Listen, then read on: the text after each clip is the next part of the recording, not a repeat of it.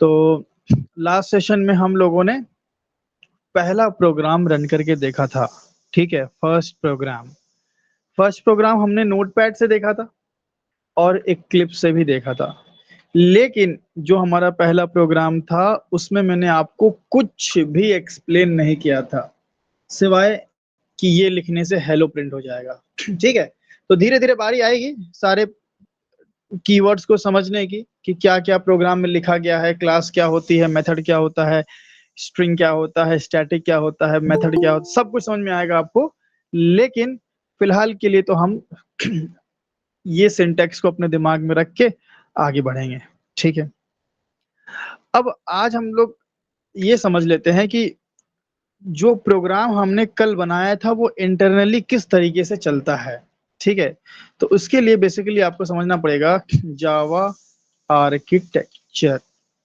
जावा का आर्किटेक्चर आपको समझना पड़ेगा। ठीक है, और जब भी किसी चीज के आर्किटेक्चर की बात आती है, जैसे एक बिल्डिंग आर्किटेक्चर है, अगर बिल्डिंग के आर्किटेक्चर को आपको समझना है कि बिल्डिंग कैसी बनी है, ठीक है, तो आपको पहले उस बिल्डिंग में क्या मटेरियल यूज हुआ है उस बारे में जानना पड़ेगा कि बिल्डिंग जो है वो संगमरमर की बनी है कि भैया ईंट की बनी है कि पत्थर की बनी है, किस चीज की बनी है, ये पता करना पड़ेगा। उसके अंदर भाई क्या सीमेंट यूज हुआ है कि कुछ अलग तरह का कुछ मटेरियल यूज हुआ है, उसके अंदर रॉड यूज हुई है कि नहीं, आयरन रॉड जो होती हैं बीच बीच में, क्या वो सब यूज हुआ है कि नहीं हुआ। मतलब आर्किटेक्चर मतलब पहले ये जानो कि क्या क्या चीजें होती हैं, है ना। तो जावा आर्किटेक्चर मतलब कि जब हमने एक जावा को प्रोग्राम रन किया, जब हमने कल एक जावा के प्रोग्राम को रन किया, तो कौन कौन सी चीजें पिक्चर में आई। ठीक है, उस बात को हम समझेंगे। अभी तो हमने डायरेक्ट ये जान लिया कि जावा ने मेरा प्रोग्राम रन किया, लेकिन कहीं ना कहीं ये बहुत ही जनरलाइज बात हो गई कि जावा ने हमारा प्रोग्राम रन किया। एक्चुअली जावा ने आपको बहुत कुछ दिया। हमने जावा को जेडीके की शक्ल में इंस्टॉल किया था। जेडीके के अंदर क्या क्या चीजें होती हैं, कौन कौन से कंपोनेंट्स होते हैं, उसको पहले समझते हैं। ठीक है, तो हमने डाउनलोड किया था जेडीके। ठीक है, सबसे पहले ये समझना होगा कि जो हमने डाउनलोड किया था जेडीके ये क्या होता है। सबसे इंपॉर्टेंट बात है कि भाई जब हमने जेडीके डाउनलोड किया तो हमें ये भी तो पता होना चाहिए कि ये जेडीके बेसिकली होता क्या है। ठीक है, तो मैं अगर जेडीके के बारे में बताऊं तो मैं बोल सकता हूं कि इसको हम लोग बोलते हैं जावा जावा डेवलपमेंट डेवलपमेंट किट। मतलब जावा में अगर आपको डेवलपमेंट करना है तो आपको जेडीके सारी चीजें प्रोवाइड कर देगा, पूरा एक डेवलपमेंट किट। जैसे क्रिकेट का किट होता है ना, उसमें आपको पैड, फिर बैट हो गया, उसी में जो भी चीजें रहता है, जो जो सर्वर में हेलमेट वेलमेट लगाते हैं, वो क्रिकेट किट के एक बैग में सारा क्रिकेट का सामान रहता है। वैसे ही हमारा जावा डेवलपमेंट किट में जावा का सारा सामान होता है। क्या क्या होता है भाई, देखिए, जावा डेवलपमेंट किट क्या क्या इंक्लूड करता है। इट इंक्लूड्स कंपाइलर, कंपाइलर इसके पास होता है। इसके बाद इसके पास कंपाइलर, ठीक है, debugger debugger and necessary necessary tools होते हैं। ठीक है, पहली चीज compiler, debugger and necessary tools होते हैं इसके पास। कल हमने जब अपने प्रोग्राम को, जो हमारा ये प्रोग्राम था, हमने एक प्रोग्राम बनाया था, उसको जब हम कंपाइल किए थे तो कौन सा कमांड डाला था हमने कंपाइल करने के लिए? जावा सी कमांड। जावा सी कमांड बेसिकली किसको इन्वोक किया था? जावा सी मतलब कौन? कंपाइलर ही ना। जावा सी कमांड से हम कंपाइलर को ही, अपने प्रोग्राम को कंपाइलर से ही प्रोसेस करवा रहे थे ना। तो जब हम कंपाइलर से प्रोसेस करवा रहे थे तो ये कंपाइलर कहाँ मिला हमें? ये मिला हमें जेडीके के अंदर। क्या हमने कंपाइलर अलग से इंस्टॉल किया था क्या, कि वही हमें मिल गया था? हमने कंपाइलर की लोकेशन आपको दिखाई भी थी, नोट्स में शायद हमने मेंशन भी किया था। अगर मैं देखूं यहाँ पे कहीं पे मेंशन किया था, ये देखिए यहाँ पे कंपाइलर लोकेशन। तो जेडीके ने हमें कंपाइलर दिया, जेडीके ने हमें डिबगर दिया, और भी नेसेसरी टूल्स दिए हमें, जो आगे चल के हम देखेंगे। और भी नेसेसरी टूल्स हैं, ठीक है। तो ये जेडीके ने दिया। और क्या क्या दिया भाई, ये तो ठीक है, बड़े ही इंपॉर्टेंट दो और चीजें दी। जेडीके ने हमें दिया जावा रन टाइम, रन टाइम दोनों ही एक चीज, इन्वायरमेंट।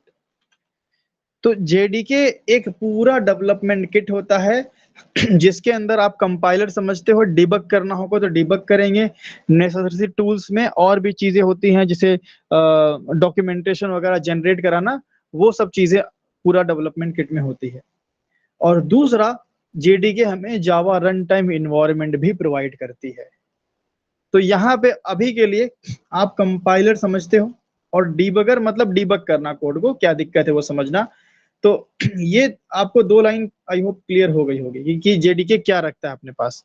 लेकिन आपको नहीं पता कि जावा रन टाइम इन्वायरमेंट क्या होता है, तो पहले इसकी बात कर लेते हैं। देखिए, मैंने आपको शुरू में एकदम बताया था, एकदम स्टार्टिंग में, कि Java is a software platform. बोला था ये बात हमने। जावा एक लैंग्वेज तो है, लेकिन जावा साथ में एक सॉफ्टवेयर प्लेटफॉर्म भी है, बताया था ना, ये बोला था ना हमने, बताएं भाई। हाँ, अब बात समझ लें आप।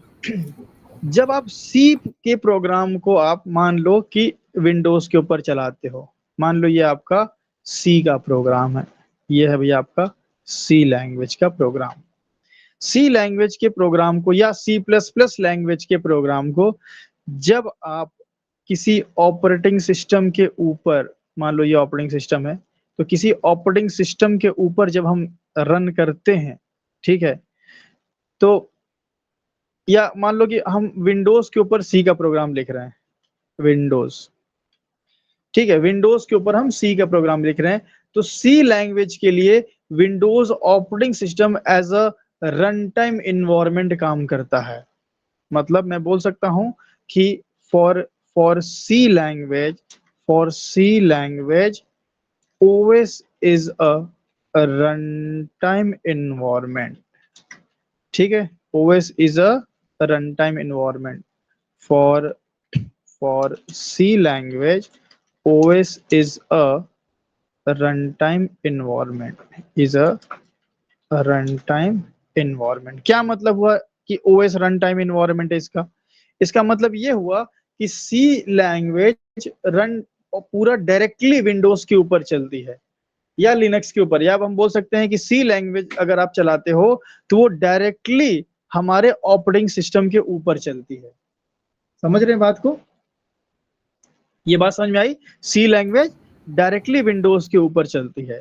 सी लैंग्वेज के अंदर एक, मान लो आपने एक मेथड बनाया है, एक आपने अगर सबने अगर सी पढ़ा होगा तो ऐसा हम लिखते हैं ना, इंट मेन या वॉइड मेन, ऐसे ऐसे जानते हो आप लोग ये चीज? हाँ सर, मेन फंक्शन है ना, मेन फंक्शन। अगर आपसे कोई पूछ दे, अगर आपसे कोई पूछ दे who calls this main function, तो आप कभी ये मत बोलिएगा कि सी कंपाइलर कॉल्स, नो, यहाँ पे Windows operating system calls this main function. क्यों भाई विंडोज ऑपरेटिंग सिस्टम कॉल कर रहा है?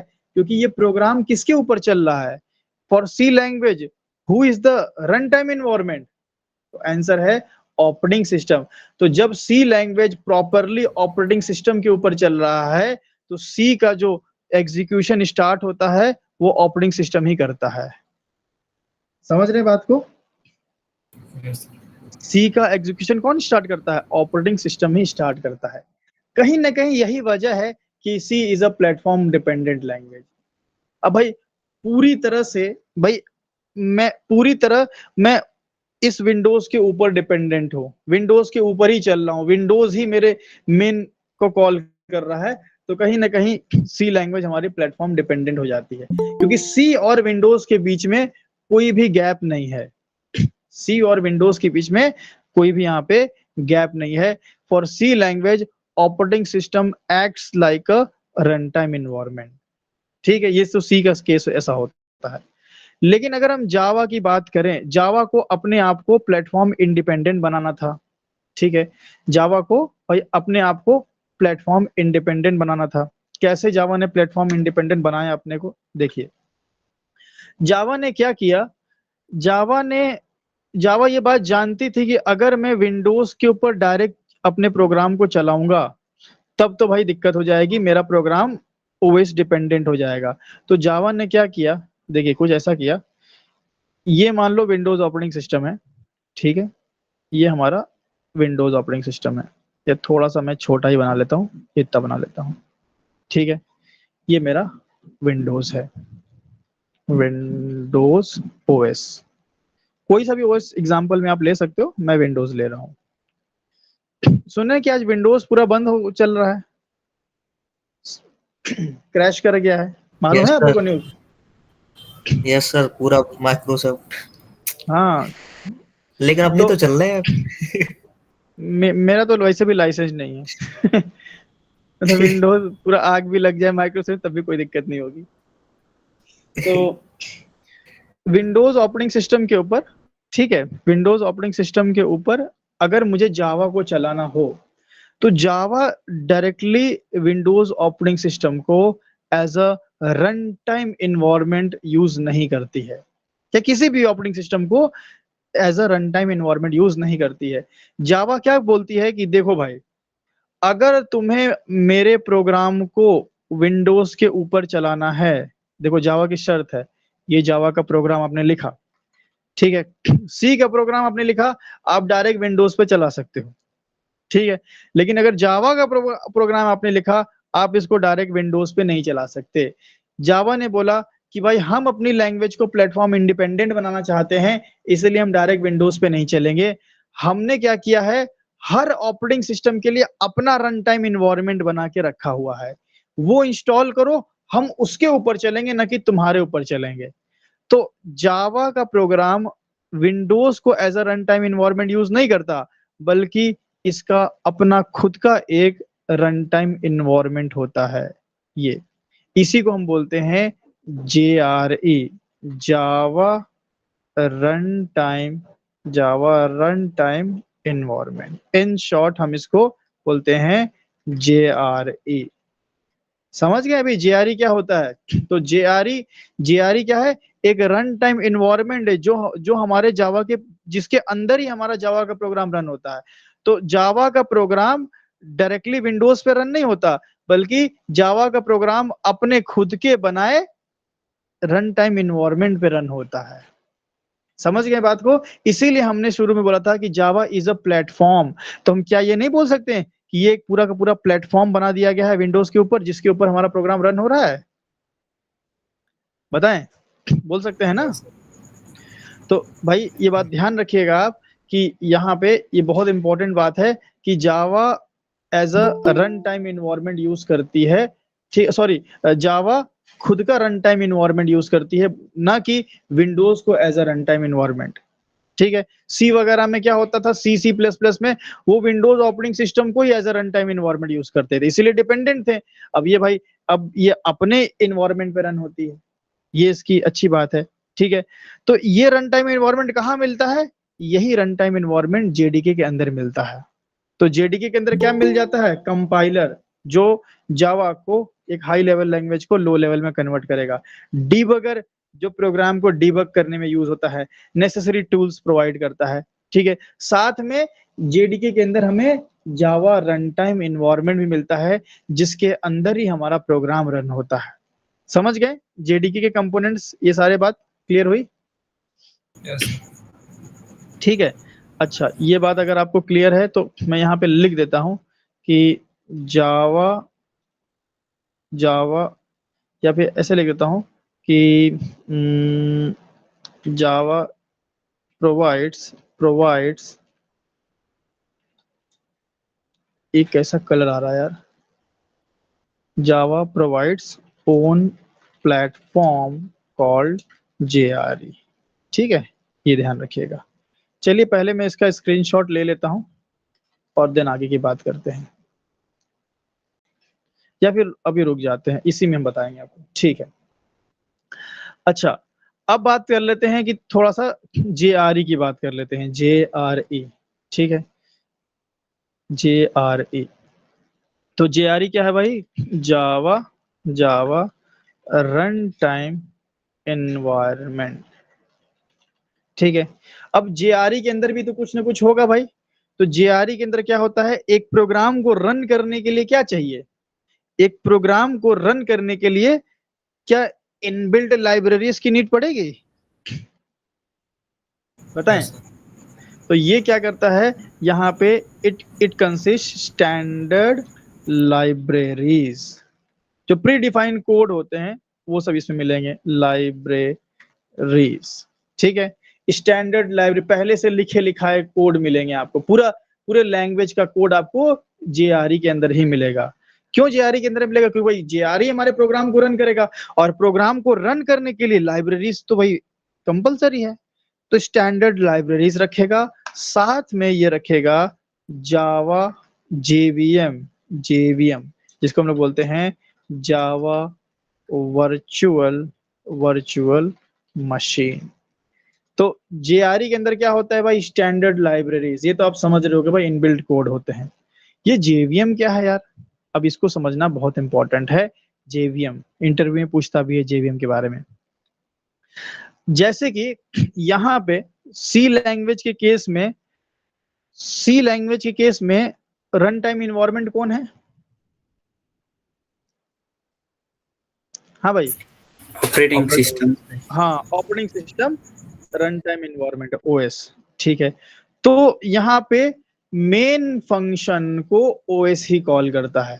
मेन मेथड जावा में भी होता है, यहाँ फंक्शन बोलते हैं, जावा में मेथड होता है क्योंकि वो क्लास के अंदर होता है। तो जावा में मेन मेथड होता है, वो कैसा दिखता है भाई? पब्लिक स्टैटिक वॉइड मेन, ऐसा दिखता है। फिर यहाँ पे होता है स्ट्रिंग आर्गुमेंट्स, ये ऐसा होता है, और देन ब्रैकेट ओपन क्लोज। ठीक है। आप बोलेंगे सी अच्छा था, ऐसा कुछ नहीं है।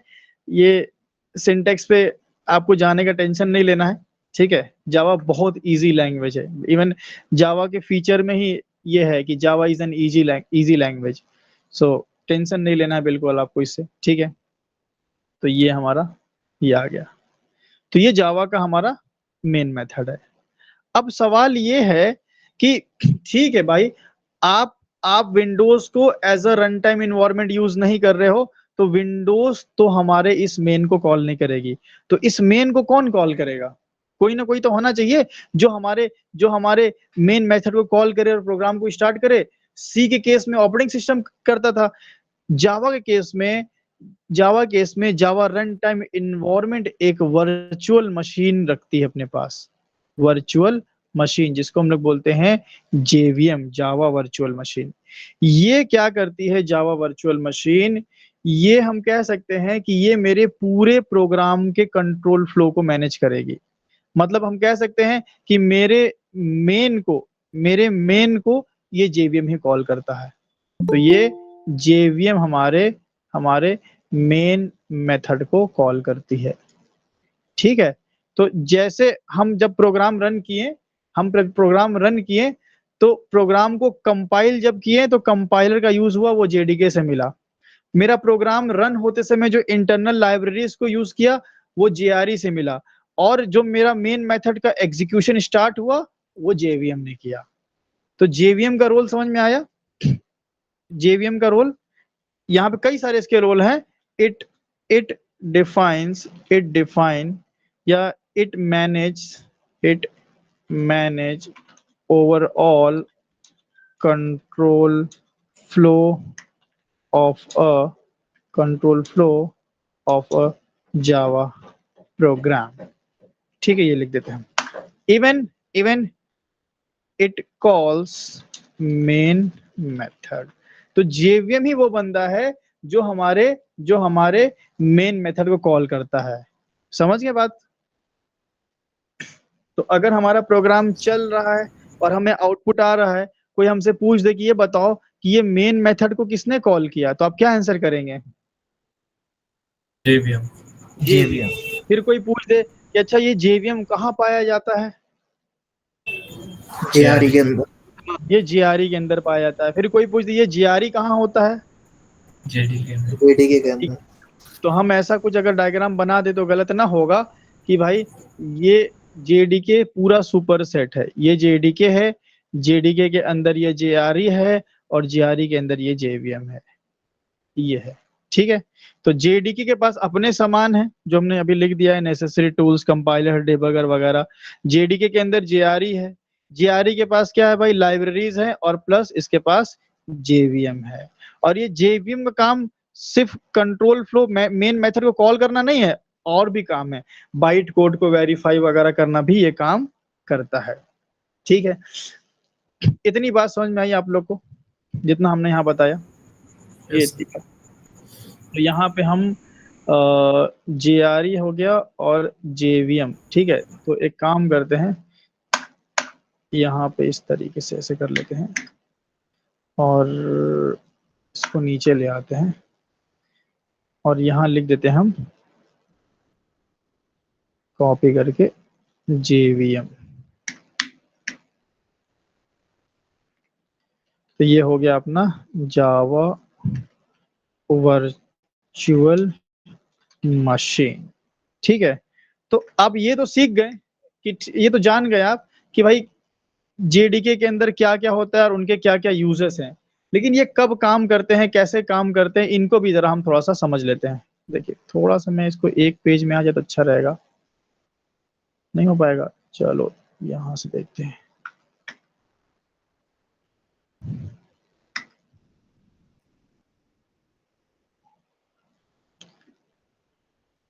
ठीक है, अब हम लोग समझते हैं कि जब हम एक जावा के प्रोग्राम को जैसे ही हम कंपाइल और रन करते हैं तो किस तरीके से ये चीजें पिक्चर में आती हैं, तो ये हम यहाँ पे समझाएंगे आपको। उससे पहले हम इसका स्क्रीनशॉट लेकर के इधर पेस्ट कर देते हैं। तो ये हम यहाँ से उठा लिए। तो जावा आर्किटेक्चर के कंपोनेंट्स क्या क्या हो गए, जेडीके, जेवीएम और जेआरई।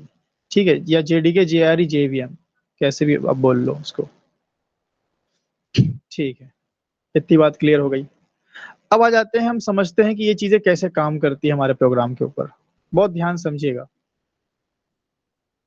सबसे पहली बात, अच्छा हाँ, इससे पहले मैं एक बात अगर आपको बता दूं तो बहुत जरूरी है। जावा का जो प्रोग्राम होता है, ये बताइए, ये प्लेटफॉर्म डिपेंडेंट होता है कि इंडिपेंडेंट होता है? Platform independent. हाँ, जावा का प्रोग्राम जो होगा, अगर आपने एक प्रोग्राम बनाया है, उसमें एप्लीकेशन डिजाइन किया है आपने, तो वो प्लेटफॉर्म इंडिपेंडेंट होगा।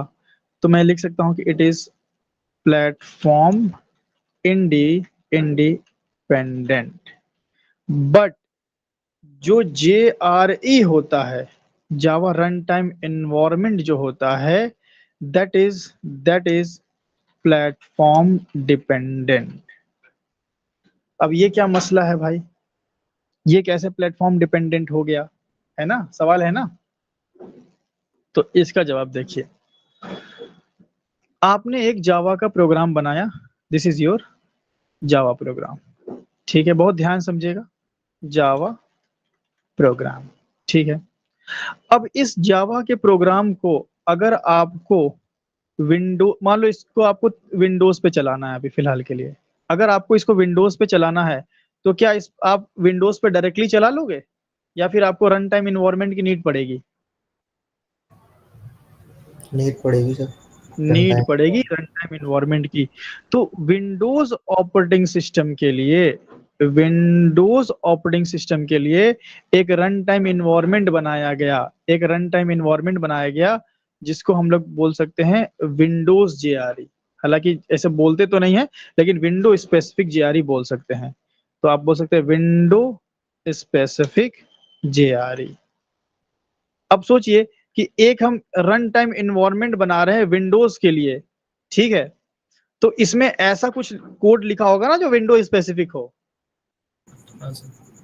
तो इसलिए आप जब जावा इंस्टॉल करने जाओगे, आप जब जावा मैंने लिखा जावा या मैं लिखता हूँ, हाँ चलो जावा डाउनलोड लिखता हूँ, देखो, और मैं यहाँ पे गया ऑफिशियल वेबसाइट पे। ठीक है, और यहाँ पे आप ये बताओ जरा कि क्या लिनक्स, मैक और ओएस के लिए अलग अलग है या सेम है? अलग अलग। अलग अलग है। अलग अलग है। तो फिर यहाँ पे सवाल आ जाता ना कि जावा तो प्लेटफॉर्म इंडिपेंडेंट है, तो Linux Mac OS, Linux Mac Windows के लिए अलग अलग क्यों है? तो भाई जावा लैंग्वेज प्लेटफॉर्म इंडिपेंडेंट है, ये लैंग्वेज थोड़ी है, ये तो डेवलपमेंट किट है जिसमें जेआरई मिलेगी आपको। और जेआरई जो होगी, जो रन टाइम इन्वायरमेंट होगा, वो जावा वालों ने अलग अलग ऑपरेटिंग सिस्टम के लिए बना के रखे हैं। सिर्फ आप जेआरई भी डाउनलोड कर सकते हो अगर। अच्छा ये बताइए, आपको एक और बात हम बताते हैं। आप आपके पास एक सोर्स कोड है, बहुत ध्यान समझिएगा। आपके पास एक सोर्स कोड है जावा में, this is your Java program, ठीक है। अब इसको आपको पहले कंपाइल करना है, आपने कंपाइल कर दिया, ठीक है, कंपाइल कर दिया। एक मिनट,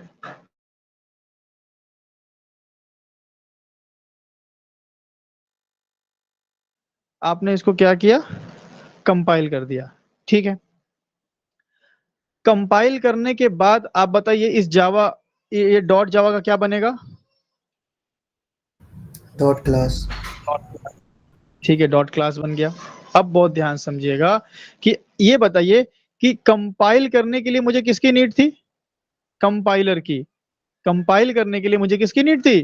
कंपाइलर की। कंपाइल जावा सी, अपने जावा सी, अपने जावा सी कंपाइलर की। और ये कंपाइलर किसके पास होता है? जेडीके। जेडीके के पास होता है। अच्छा ठीक है। अब ये डॉट क्लास फाइल मैं आपको दे दूं, ये डॉट क्लास फाइल में आपको दे दूं, कैसे दे दिया? मैंने आपको भेज दिया भाई, मेल वेल कर दिया, चलो भाई मैंने इसको इसको क्या किया, इंटरनेट कहाँ गया भाई, ये इंटरनेट है, ये इंटरनेट पे मैंने आपको दिया, इधर मेल कर दिया आपको, ठीक है। आपने अपना भाई इधर डाउनलोड कर लिया, आपके पास ये डॉट क्लास फाइल आ गई। अब इस डॉट क्लास फाइल को आपको रिकम्पाइल करना है या सिर्फ रन करना है? रन करना है सर। रन करना है सिर्फ, है ना? तो रन करने के लिए क्या जेडीके की नीड है या सिर्फ जेआरई काफी है? जेआरई। बाकी लोग समझ रहे हैं? भाई जेडीके में क्या होता है, जेडीके में कंपाइलर, डिबगर, नेसेसरी टूल और जेआरई होता है। अगर मेरा ऑलरेडी कोड कंपाइल हो चुका है तो क्या मेरा काम सिर्फ जेआरई से नहीं हो जाएगा? मुझे सिर्फ भाई रन ही तो करना है। रन करने के लिए स्टैंडर्ड लाइब्रेरीज की नीड पड़ेगी, जावा वर्चुअल मशीन की नीड पड़ेगी, जो कि जेआरई के पास होता है। तो जब आप जावा डाउनलोड करने जाते हो तो यहाँ जो जेडीके आप देखते हो ना, जेडीके डाउनलोड, आप यहाँ से सिर्फ जेआरई भी डाउनलोड करा सकते हो। आप लिखो जेआरई डाउनलोड, जेआरई 8 डाउनलोड लिख देते हैं। देखो यहाँ पे आपको मिलेगा कहीं ना कहीं। ये क्या है भाई? जावा एससी डेवलपमेंट किट, ये तो पूरा डेवलपमेंट किट है। यहाँ पे देखा जाए, ये देखिए, ये क्या है? क्या ये डेवलपमेंट किट है या रन टाइम इन्वायरमेंट है? Run time. Run time environment. तो अगर आपके पास कंपाइल्ड कोड है, डॉट क्लास फाइल है, आपको सिर्फ उनको रन करना है। मान लीजिए ऐसा कंपनी है जहां कोड कोई और कंपाइल करके आपको भेजता है, तो आपको क्या जरूरत है जेडीके रखने की? आप सिर्फ जेआरई रखिए और आराम से कोड को कंपाइल कीजिए, सॉरी कोड को रन कीजिए। तो ध्यान रहे कि जो जेआरई हमारी होती है, देखो ध्यान से देखो, जेआरई भी लिनक्स के लिए अलग बना के रखी गई है, विंडोज के लिए अलग बना के रखी गई है, मैक के लिए अलग है, सोलारिस के लिए अलग है यहाँ पे। तो हर एक ऑपरेटिंग सिस्टम के लिए इन लोगों ने क्या है, जेआरई बना के रखी हुई है। विंडोज के लिए विंडोज के लिए, ठीक है, विंडोज के लिए विंडोज की जेआरई, इसी तरह लिनक्स के लिए लिनक्स की जेआरई बना करके रखी हुई है। समझ गए जेआरई का फंडा, जेआरई क्यों प्लेटफॉर्म डिपेंडेंट है? यस। बाकी लोग, महेश क्लियर है? Yes sir. तो यहाँ पे अगर आप देखने जाओगे तो ये आपको हर ओएस की जेआरई आपको अलग अलग मिल जाएगी। तो यहाँ पे किसकी है? यहाँ पे लिनक्स की जेआरई है। और अगर आपको अपने कोड को इस जावा प्रोग्राम को विंडोज पे चलाना है तो विंडोज की जेआरई विंडोज पे इंस्टॉल करेंगे तभी चलेगी। अगर इस प्रोग्राम को आपको लिनक्स पे चलाना है तो भाई लिनक्स की जेआरई रहेगी तभी ये चलेगी। तो ये आपको पता होना चाहिए, ठीक है। चलिए, तो ये बात भी हम यहाँ पे स्क्रीनशॉट लेकर के ऐड कर लेते हैं। ठीक है, तो जावा हमारी प्लेटफॉर्म इंडिपेंडेंट है, बट जेआरई हमारी प्लेटफॉर्म डिपेंडेंट है। और एक और बात बता दें कि जेआरई क्रिएटेड है, developed in C plus plus. तो कई लोग डायरेक्ट आंसर कर देते हैं कि JRE is platform dependent because it was created in C plus plus. तो ये तो मतलब एक रटा रटा या डेफिनेशन हो गया। एक्चुअल अगर आपको समझना है तो आपको समझना होगा कि जेआरई एक्चुअली काम कैसे करती है। तो जैसा कि हमने आपको समझाया कि ये as a run time environment होता है, और रन टाइम इन्वायरमेंट हर ऑपरेटिंग सिस्टम का डेडिकेटेड जावा डेवलपर के द्वारा बना के दिया गया है, ताकि आप अपने प्रोग्राम को कहीं भी चला लें। मतलब ऐसा हो गया ना कि ये ये एक ऐसी गाड़ी है जो कहीं भी चल देगी, रेत पे भी चल देगी, मिट्टी पे भी चल देगी। फर्क ये है कि जावा की पटरी बिछी होनी चाहिए, है ना। उसको मतलब नहीं है कि भाई तुम रेत पे चला रहे हो कि मिट्टी पे चला रहे हो कि घास पे चला रहे हो। अगर जावा की पटरी है, चाहे वो रेत हो चाहे मिट्टी हो, तो वो ट्रेन चल जाएगी। ठीक है, चलो ये आप समझ गए, इसका स्क्रीनशॉट डाल दिया हमने। अब हम लोग समझ लेते हैं जो हम अभी बात करने वाले हैं कि एक प्रोग्राम में कब कौन पिक्चर में आता है। ठीक है, तो मैं इसको पूरा हटाता हूँ, ये मैंने पूरा हटाया। देखिए ध्यान से समझिएगा बात को। ये आपका जावा का प्रोग्राम है, ठीक है, this is your Java program. वही अपना जो हमने बनाया था हेलो वाला प्रोग्राम, वही है मान लो। अब सबसे पहले हम क्या करते हैं, इस प्रोग्राम को सबसे पहले हमारा प्रोग्राम कंपाइल होता है। तो ये कंपाइल होने गया कंपाइलर के पास। ठीक है, कंपाइलर कैसे मिला, जावा सी से मिला। ठीक है, और ये कहाँ मिला, जेडीके में मिला। ठीक है, ये सारी बात मैंने यहाँ पे मेंशन कर दिया। अब जैसे ये कंपाइल हुआ, ये बदल गया हमारा। ठीक है, मान लो ये हमारा है hello डॉट जावा, ये है हमारा, या लॉन्च रखते हैं लॉन्च डॉट जावा। ठीक है, JDK is also a platform dependent. जी बिल्कुल, जेडीके भी आप बोल सकते हो कि प्लेटफॉर्म डिपेंडेंट है, क्योंकि जेडीके के अंदर, लेकिन बात यह है ना कि देखिए जेडीके को हम तब बोलेंगे प्लेटफॉर्म डिपेंडेंट जब उसमें जेआरई होगी, क्योंकि कंपाइलर जो होता है, कंपाइलर तो सेम ही रहता है। कंपाइलर क्या करता है, आपके जावा प्रोग्राम को बाइट कोड में कन्वर्ट करता है। तो कंपाइलर तो भाई सबके लिए कॉमन हुआ ना। हाँ तो इसीलिए हम जेडीके को प्लेटफॉर्म डिपेंडेंट नहीं बोल रहे हैं, क्योंकि जेडीके से अगर जेआरई निकल गया तो वो प्लेटफॉर्म डिपेंडेंट नहीं रहेगा, वो तो सबके लिए सेम रहेगा। महेश समझ में आया? Yes sir. क्योंकि जावा का जो प्रोग्राम है, जावा का जो कोड है, वो विंडोज के लिए भी सेम है, लिनक्स के लिए भी सेम है, और मैक के लिए भी सेम है। अब उसको अगर मुझे बाइट कोड में कन्वर्ट करना है तो मुझे एक कॉमन कंपाइलर की नीड पड़ेगी। मुझे जरूरत नहीं है कि विंडोज के कंपाइलर से ही कंपाइल करें, मुझे तो बाइट कोड में कन्वर्ट करना है ना, इसलिए। हाँ, लेकिन अगर जेडीके के अंदर जेआरई है तो हम बोल सकते हैं। इसीलिए हम क्यों ना जेडीके को क्यों बीच में लाएं, स्पेसिफिकली हम जेआरई को ही बोलें कि that is platform dependent. JDK में तो टूल्स वगैरह होते हैं। तो जावा प्रोग्राम को कंपाइलर के थ्रू गुजारा गया, जावा सी की मदद से, कमांड की मदद से, जो कि जेडीके में पाया जाता है। इसके करने से ये हमारा बन गया लॉन्च डॉट क्लास। पहला काम देखिए यही होता है, जब भी आप किसी भी प्रोग्राम को एग्जीक्यूशन प्रोसेस में डालते हैं तो सबसे पहले क्या होगा, सबसे पहले उसका डॉट क्लास फाइल बनेगा। ठीक है, ये डॉट क्लास फाइल में होता क्या है, ये डॉट क्लास फाइल बहुत इंपॉर्टेंट है। इसमें होता है बाइट कोड, इसमें होता है बाइट कोड। इस बाइट कोड को कई सारे और नाम दिए गए हैं, जैसे इसको हम लोग बोलते हैं यूनिवर्सल कोड, इसको हम लोग यूनिवर्सल कोड भी बोलते हैं। ठीक है, इसको हम लोग इंटरमीडिएट कोड भी बोलते हैं, यूनिवर्सल कोड, या हम इसको इंटरमीडिएट कोड, ठीक है, या इसको मैजिक कोड भी बोला जाता है। हालांकि क्या है इसमें, कोई मैजिक वैजिक थोड़ी है भाई, सब टेक्निकल बातें हैं, लेकिन बोला जाता है तो मैं आपको बता रहा हूँ। हो सकता है इंटरव्यू में आपसे पूछ ले, ठीक है। तो कोई तांत्रिक वांत्रिक वाला सीन नहीं है ना, बस नाम रखा गया है। क्यों रखा गया अभी आपको समझ में आएगा। तो जब भी हम अपने प्रोग्राम को कंपाइल करते हैं, मेरा कोड एक डॉट क्लास फाइल में कन्वर्ट होता है। उस डॉट क्लास फाइल में बाइट कोड होते हैं, बहुत इंपॉर्टेंट बात, बाइट कोड होते हैं, ठीक है। ये बाइट कोड को हम यूनिवर्सल कोड इसलिए बोलते हैं क्योंकि क्योंकि इस बाइट कोड को इस बाइट कोड को हम किसी भी जेआरई पे चला सकते हैं, किसी भी जेआरई पे, चाहे वो विंडोज की जेआरई हो, चाहे वो लिनक्स की जेआरई हो, चाहे वो मैक की जेआरई हो। समझ रहे बात को?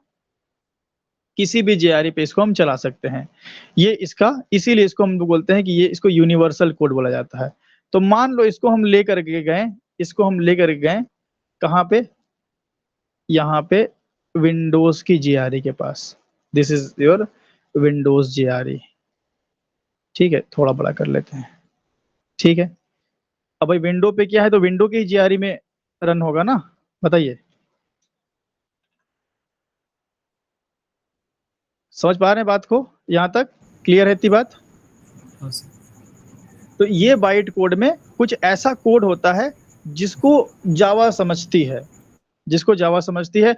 अब आपने चाहे विंडोज पे ये बाइट कोड बनाया हो, चाहे लिनक्स पे बाइट कोड, किसी भी ये बाइट कोड बनाया है, ये बाइट कोड किसी पे भी चल जाएगा। मान लो विंडोज पे हमने ये बाइट कोड जनरेट किया, ये बाइट कोड विंडोज पे तो चलेगा ही, साथ में ये लिनक्स पे भी चल जाएगा इजिली, कोई दिक्कत नहीं होगी। लिनक्स पे भी चल जाएगा, ये हमारा मैक पे भी चल जाएगा। तो इसीलिए इसको हम लोग मैजिक कोड या यूनिवर्सल कोड भी बोलते हैं, ठीक है। तो मैं यहाँ पे लिख देता हूँ, अगर आपके पास लिनक्स की जेआरई है तो भी चल जाएगा, और अगर आपके पास मैक की जेआरई है या अदर ओएस की जेआरई है, अदर ओएस की अगर जेआरई है तो उस पे भी चल जाएगा, ठीक है। अच्छा, कैसे चल जाएगा, होता क्या है, प्रोसेस क्या होता है? सबसे पहले पिक्चर में आया हमारा कंपाइलर जिसने बाइट कोड बनाया। देन जब हमने जावा सी कमांड डाला था ना, हमने, याद होगा आपको, जावा सी कमांड डाला था हमने, ध्यान है ना आपको? हाँ सर। जावा सी कमांड डाला, तो जावा सी कमांड से बहुत काम इंटरनली हो जाता है, वो सब मैं अभी लिखने वाला हूं। तो जैसे ही आपने जावा सी कमांड डाला, विंडोज की जेआरई के अंदर बैठा है एक मास्टरमाइंड, जिसका नाम है कौन, क्या? हाँ भाई, हाँ, जेवीएम। जेवीएम बैठा है यहाँ पे, यही सब काम करेगा अब, ठीक है। तो जेवीएम ने सबसे पहले क्या किया, इस बाइट कोड को जेवीएम ने क्या किया, मैं पूरा प्रोसेस आपको बताता हूँ। इधर आते हैं, ये सबसे पहले जेवीएम ने इस बाइट कोड को लोड किया, लोड बाइट कोड। भाई पहले लोड करेगा तब तो पढ़ेगा ना, पहले लोड किया बाइट कोड को, या आप ऐसे भी बोल सकते हैं कि लोड डॉट क्लास फाइल, ये लोड बाइट कोड बोले, या फिर आप बोल सकते हैं कि लोड डॉट क्लास फाइल, ये आप इसने लोड किया। अच्छा, लोड करने के बाद फिर क्या किया इसने, आपने कल मैंने आपको एक चीज दिखाई थी कि जब हम डॉट क्लास फाइल में कुछ चेंज करके उसको जावा सी कमांड के थ्रू डालते थे तो वो नहीं चलता था, ध्यान है? हाँ सर। वो वहां पे एरर आ जाता था। तो यही जेवीएम क्या करता है, बाइट कोड को वेरीफाई करता है। आपने अगर डॉट क्लास फाइल में छेड़खानी कर दी तो बाइट कोड बिगड़ जाएगा भाई, है ना? तो ये बाइट कोड को देन वेरीफाई करेगा। तो बाइट कोड वेरीफाई, इसको बाइट कोड वेरीफायर भी बोलते हैं। बाइट कोड वेरीफाई करेगा सब कुछ ठीक ठाक तो है, बाइट कोड में कोई बीच में छेड़खानी तो नहीं हुई है।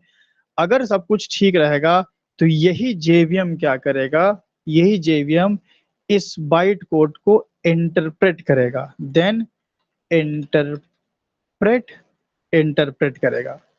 इस बाइट कोड को क्या किया इसने, इंटरप्रेट किया। एंड एक जस्ट इन टाइम कंपाइलर होता है, उसको यूज करके ये आउटपुट जनरेट करा देता है। तो interpret and use JIT, just in time compiler, just in time compiler use किया and then to generate native machine code. तो भाई 0-1 में कन्वर्ट करने का था ना कोड को, तो कुछ इस तरीके से नेटिव मशीन कोड में कन्वर्ट कर देगा। तो ये काम करता है। तो यहाँ पे क्या क्या चीजें हुई, जेवीएम ने पहले बाइट कोड को लोड किया, बाइट कोड को वेरीफाई किया, उसको इंटरप्रेट किया, मतलब इंटरनल ये इंटरप्रेटर को भी यूज कर रही है, एंड देन एक जस्ट इन टाइम कंपाइलर होता है, उसको यूज करके ये क्या करती है, ये हमारे इस बाइट कोड को 0-1 में कन्वर्ट कर देती है। और देन उसके बाद हमें क्या मिलता है, देन 0-1 में कन्वर्ट करने के बाद हमें यहाँ पे आउटपुट मिल जाता है। समझ गए मामला पूरा? बताएं भाई, Yes, बात क्लियर है? यस तो Clear इस है। तरीके से हमारा कोड पूरा का पूरा रन होता है। इसी को हम लोग बोलते हैं पूरा जावा का आर्किटेक्चर। यही है भाई जावा का आर्किटेक्चर। आप पूरे ध्यान से इस चीज को समझ लें। इंटरव्यू में पूछता है जनरली बाइट कोड के बारे में, जेवीएम के बारे में, what is the difference between JVM, JRE, JDK पूछता है। जस्ट इन टाइम कंपाइलर नहीं पूछता है। आप बता सकते हैं कि just in time compiler use होता है जेवीएम के द्वारा फॉर क्विक एक्सेस के लिए। अब ये जब हम और आगे की चीजें पढ़ लेंगे ना, तो आपको धीरे धीरे ये चीजें क्लियर होगी। क्विक एक्सेस के लिए ये जेवीएम इसको यूज करता है। तो बहुत अंदर भी एकदम डीप में नहीं घुस जाना है आपको सिर्फ आर्किटेक्चर को समझना। आप अंदर जाओगे तो फिर नए नए टॉपिक्स अलग अलग उठते जाएंगे, फिर कंप्यूटर आर्किटेक्चर में आप घुस जाओगे, कंपाइलर डिजाइन में आप घुस जाओगे। तो जितना मोर देन एनफ आपको मैंने यहाँ पे एक्सप्लेनेशन बताया है, इतना आपको एक्सप्लेन करना है। मैं फिर से बता देता हूँ, जावा प्रोग्राम को कंपाइलर सबसे पहले आएगा, तो जेडीके पिक्चर में आ गया, ठीक है, उसने बाइट कोड बना दिया, इतना काम हो गया। अब यहाँ पे इतने के बाद जेडीके का काम खत्म। इतना अगर आपने कर दिया ना, इतना कर दिया तो जेडीके का काम खत्म। अब जेआरई का काम आएगा। अब भाई आप इसको जिस भी जेआरई पे ले जाना चाहते हो ले जाओ। तो जेवीएम ही वो बंदा है जो बाइट कोड को पूरा एग्जीक्यूट करता है। अब लिनक्स का जेवीएम भी इस बाइट को रीड कर सकता है, अदर ओएस का भी, कोई भी ओएस का रीड कर सकता है। ये बाइट कोड में कुछ इस तरीके से कोड लिखे गए हैं, ठीक है। तो जेवीएम ने, मान लो विंडोज के जेवीएम ने इसको लोड किया, उसको वेरीफाई किया। वेरीफाई वाला मैंने एग्जांपल आपको दिखाया है ना करके, हमने हाँ कुछ सर। गलती किया था, देखा था आपने। तो बाइट कोड वेरीफाई होता है, ये हमने पहले प्रूफ कर दिया है।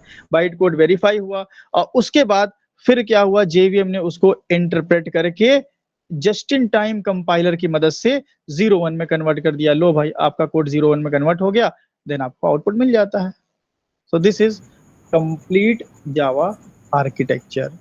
क्लियर हो गया? तो जो भी हमने यहाँ पे पढ़ा था, यहाँ पे इधर कि भाई क्या क्या आर्किटेक्चर में कंपोनेंट होते हैं, जेडीके, जेआरई, जेवीएम, तो वो मैंने आपको यहाँ पे पहले बता दिया कि भाई ठीक है किस तरह से होता है। और जेआरई प्लेटफॉर्म डिपेंडेंट होती है, और यहाँ पे एक प्रोग्राम में कब जेडीके पिक्चर में आता है, कब जेआरई पिक्चर में आएगी, कब जेवीएम आएगा, ये भी बता दिया हमने। ठीक है ना? चलिए फिर मैं इसका स्क्रीनशॉट ले करके यहाँ पे आपको ऐड कर लेता हूँ। ठीक है, तो अब आर्किटेक्चर आप चूंकि समझ गए हैं, ठीक है, तो अब इसके बाद हम लोग क्या कर सकते हैं, अब हम लोग अपने प्रोग्रामिंग वाली दुनिया में आगे बढ़ेंगे। ठीक है, अब हमारी थ्योरी बहुत हो गई, ठीक है, इंटरनल चीजें आपने बहुत समझ ली। बीच बीच में जरूरत पड़ेगी तो ऐसा नहीं है, बीच बीच में जैसे जैसे जरूरत आएगी हम इंटरनल चीजों को सीखते चलेंगे डीप में, लेकिन अभी बहुत कुछ हम लोग ने पढ़ लिया है। अब बारी आ गई है कि अब हम लोग आइडेंटिफायर क्या होता है, वेरिएबल्स क्या होते हैं, हाँ एक जावा का फीचर्स वगैरह बचा है, वो बिट थ्योरेटिकल टॉपिक है, और स्टार्टिंग में सारे फीचर हम आपको एक्सप्लेन करेंगे तो आपको समझ में भी नहीं आएगा, तो वो हम नेक्स्ट सेशन में आपको बता देंगे। आज के लिए इतना ही रखते हैं, रिकॉर्डिंग स्टॉप कर लेते हैं।